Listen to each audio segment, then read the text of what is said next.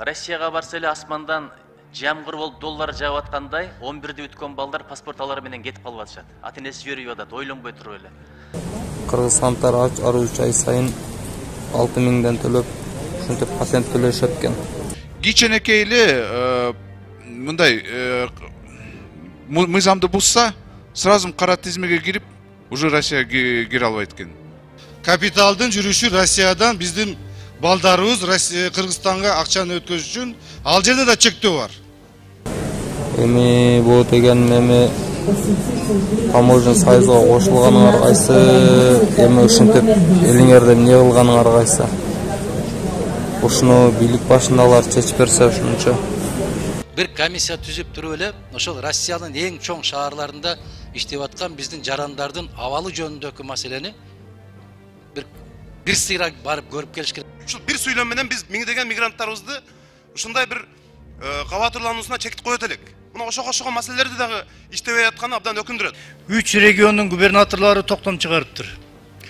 Мигранттар таксовать эткенге, ашканаларда иштегенге, же болбосо бир отелдерде иштегенге тыюу салынат деп.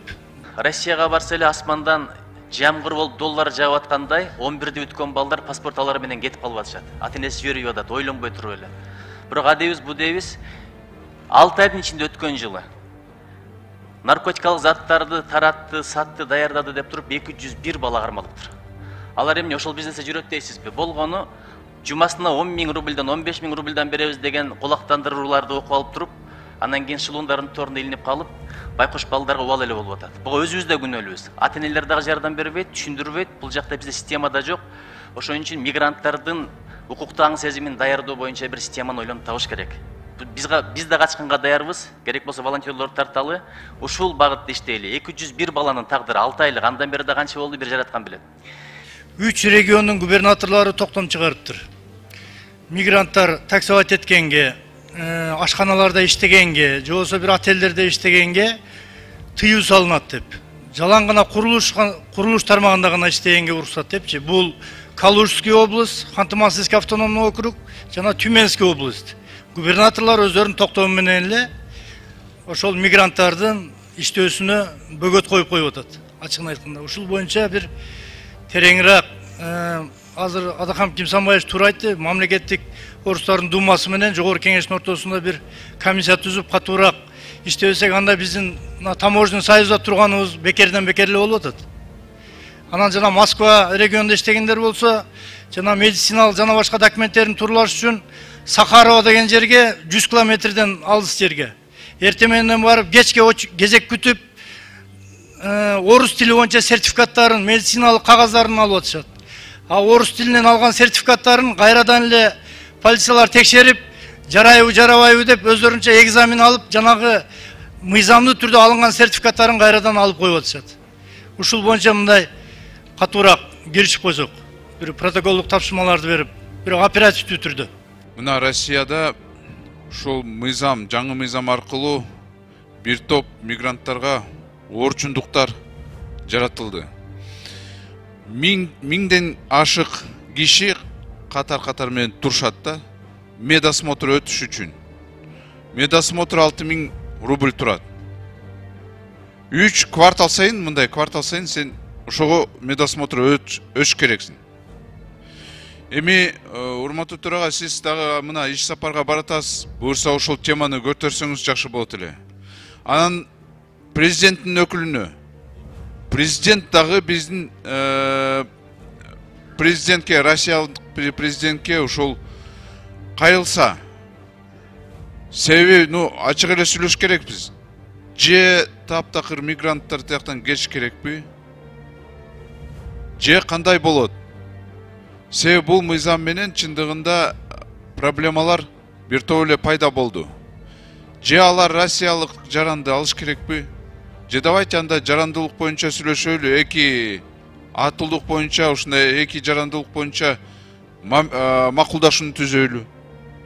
Алар макул болсо, ушундай сүйлөшүүлөрдү баштабайлыбы анда? Себеби мына көрүп атасыз го, өтө проблема чоң болуп атат да бул. Кичинекей эле мындай мыйзамды бузса, сразу кара тизмеге кирип, уже Россия кире албайт экен. Бул дагы менимче эми биз ушундай жөн эле кара берсек бул туура эмес болот да. Ошондуктан урматтуу төрага, президенттин өкүлү, силерден сураныч ошол маселени көтөрсөңүз. Рахмат. Мынау Москвадагы жанагы мигранттарды кабыл ала турган жер.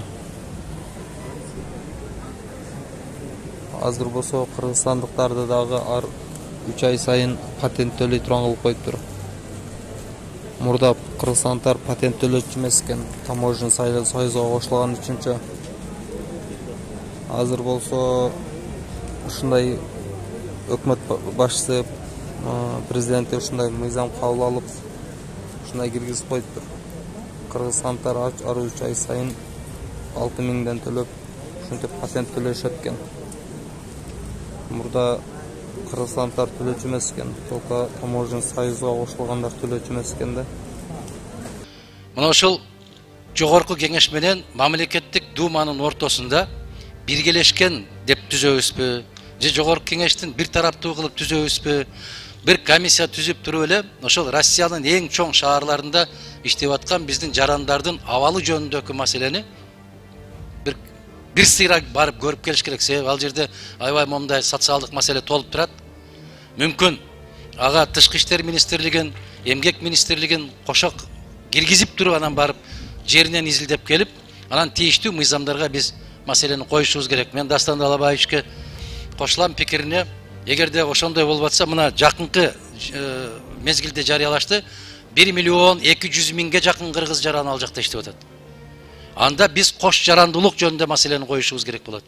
Эгерде алар милдеттүү түрдө мажбурлап Россия атуулдугун алууга мажбурлап аткан болсо, алар кандай кылыш керек? Киндигин үзө албайт. Ошондуктан биз алардын маселесин карашыбыз керек, дагы өтө чоң даражада сүйлөшүүлөрдү жүргүзүшүбүз керек. Эгерде сиздер туура көрсөңөр, ЕАЭПке биз кирдик. ЕАЭПке киргенде биз 4 эркиндик алганбыз. Бул товардын жүрүшү эркиндиги, биздин жумушчулардын кыймылы, капитал жана кызмат көрсөтүү.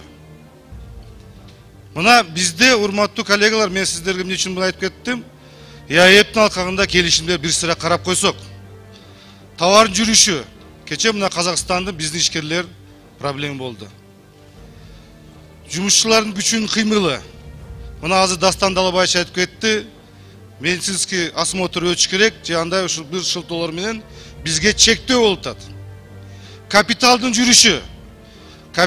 жүрүшү Россиядан биздин балдарыбыз Кыргызстанга акчаны өткөзүш үчүн ал жерде да чектөө бар. Кызмат көрсөтүү дагы, балким ал жерде дагы чектөө болуп атат. Биздин ЕАЭПте 2 министрибиз бар. Бул жерде мурда кызматы жок болгондо аябай жакшы кооз сөздөрдү сүйлөйт эле. Ошо 2 министрдин да үйүнө чыкпай калды дагы. Мен билишим боюнча ошо министр именно ошо таможня багытында министр болуп иштеп атат. Ошо маселелерди көтөрүш керек. Ады эле биз эмне кыйнала беребиз, биздин ишкерлер, биздин ошо Россия жүргөн жарандарыбыз. Ошон үчүн таланттуу, сиз дагы жакшылап даярданып, бул жерде мына Жанар Кубанычбеков, сизде дагы ошо келишимди ошо келишимдерди карап чыгып, ар бир кайсы жер тоскоолдук болуп аткан болсо, ошону ачык айкын айтканына убакыт келди, урматтуу коллегалар.